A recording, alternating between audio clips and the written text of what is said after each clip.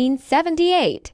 Lincoln Penny. Humble coin with an astonishing secret. One example of this coin has stunned collectors worldwide with a price tag of $167,000 US dollars. How can a common coin from the late 1970s become a prized treasure worth a small fortune? What secrets does this coin hold? And how can you spot one that might be hiding in your own pocket change? Buckle up, because this isn't just a tale about a coin, it's a journey through American history, minting technology, collector culture, and the hidden gems that sometimes lie in plain sight. Chapter 1. The Context: America in 1978. To understand the 1978 Lincoln penny, we need to step back into the year it was struck. 1978 was a year of transition. Jimmy Carter was president, inflation was a concern, and the Cold War continued to cast its shadow. Amid these larger global narratives, the U.S. Mint quietly produced billions of Lincoln cents coins that would be passed from hand to hand, barely noticed, until one of them became legendary. These were the last pennies to feature the Lincoln Memorial reverse before a pivotal change in the early 1980s, when the composition of the coin itself would shift from bronze to a copper-plated zinc core. In many ways, 1978 was the final chapter of an era. Chapter 2. Design and Specifications. The Lincoln Cent, introduced in 1909 to honor the centennial of Abraham Lincoln's birth, had remained largely unchanged for decades. Designed by Victor David Brenner, the obverse features a right-facing portrait of Lincoln with the simple inscriptions, "In God We Trust," "Liberty," and the date 1978. The reverse, created by Frank Gasparo, displays the Lincoln Memorial, replacing the original wheat ears in 1959, marking Lincoln's 150th birthday.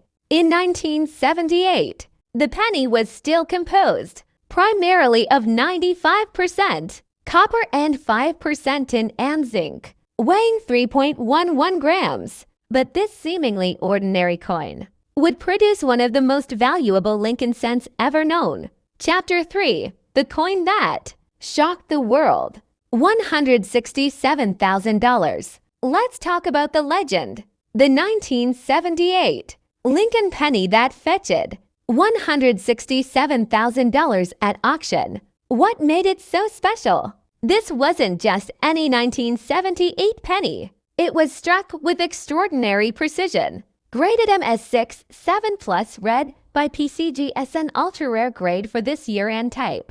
But it wasn't just the grade. This specimen also displayed what collectors believe to be unique strike characteristics, potentially the result of a transitional error, planchet anomaly, or die state that set it apart from the billions of other pennies minted that year. It may have been struck on a planchet intended for a foreign coin, or it may have exhibited double dies or even off-metal errors. This makes double die coins far rarer and more valuable than their machine-doubled counterparts. Part 4. What makes it worth $187,000? Most 1984 DDO Lincoln cents trade in the market for hundreds, sometimes thousands of dollars depending on condition. So how did one reach the astronomical price of $187,000? The answer lies in condition, rarity, and timing. The coin that sold for $187,000 was in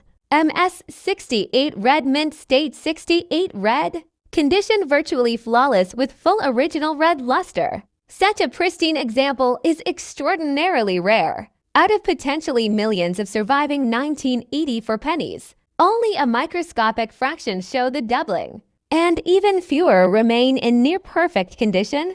Combine that with collector demand for major double dies, especially those from the modern era, and you have the perfect storm. Add a high-profile auction and aggressive bidding, and the final price soared to $187,000. Let's not forget that the coin also had provenance, a record of ownership that adds to its pedigree. It had passed through the hands of well-known numismatists and had been featured in major coin publications, giving it an almost legendary status. Part 5. How to spot the 1984 double-die penny. So, how can you tell if you have one of these gems in your pocket or collection? Here's what to look for. Examine Lincoln's ear. This is the most obvious clue. On the double-die version, Lincoln appears to have a second earlobe just beneath the main one. It's clear and raised, not flattened like machine doubling. Use a loupe or microscope. Bare eyes might miss the detail. A 10x magnification loupe or a coin. Microscope is ideal for spotting doubling. Check the mint mark. The 1984 DTO is from the Philadelphia Mint, so it will not have a mint mark under the date. Assess the color and luster. While not every valuable example is pristine, coins with full red color and minimal wear fetch significantly higher prices. Authentication. If you suspect you have a 1984 DTO, send it to a reputable grading service like PCGS or NGC.